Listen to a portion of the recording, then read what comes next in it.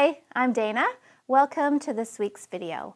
I get a lot of questions from parents who have already done the Sleep Sense program on their toddler. He's sleeping wonderfully, and now there's a new baby in the house and they're wondering what to do.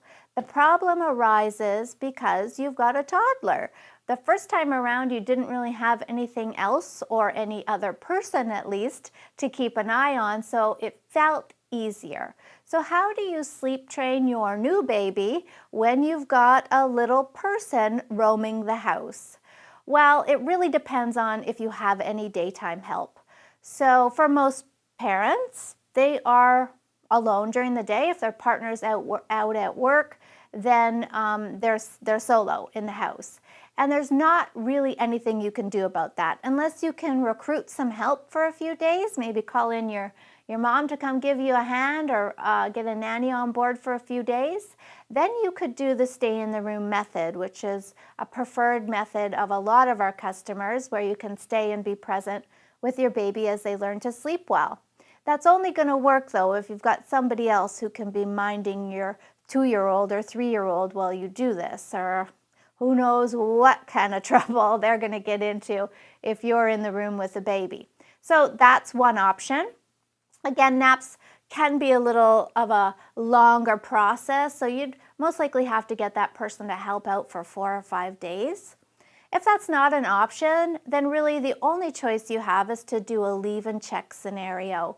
So once you've got the timing right and you've done the routine with your child and you put the baby down in their crib or bassinet, stay for a few minutes to see if you can help comfort the child. But then now you're going to have to leave, right? You're going to have to go and see what your toddler is up to. I would say when you start the nap process, have your older child be engaged in something. Maybe it's the 10 or 15 minute TV show. That could just give you a little bit of a breather so you can go get the baby set up and ready and then come back to the toddler. Or maybe it's some coloring, or engaged with blocks or books, or some sort of play environment, so that you know, okay, I've got at least 5 minutes here where I can go and put the baby down and then come back. And then just do a leave and check style. So spend 5 or 10 minutes with your toddler, go check on baby, come back and forth until the baby is sleeping and everything's on track. And that's really, what else can you do? Then at bedtime, here's some good news. If at bedtime you've got your partner around to help out with both children, then one of you can do the stay in the room method with the baby for the bedtime and the nighttime piece.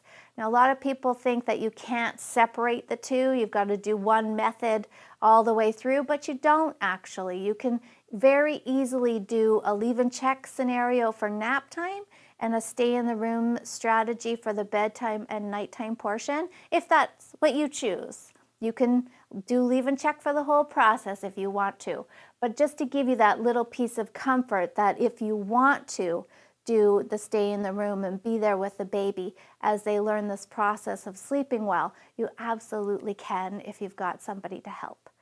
Thanks for watching today. Sleep well.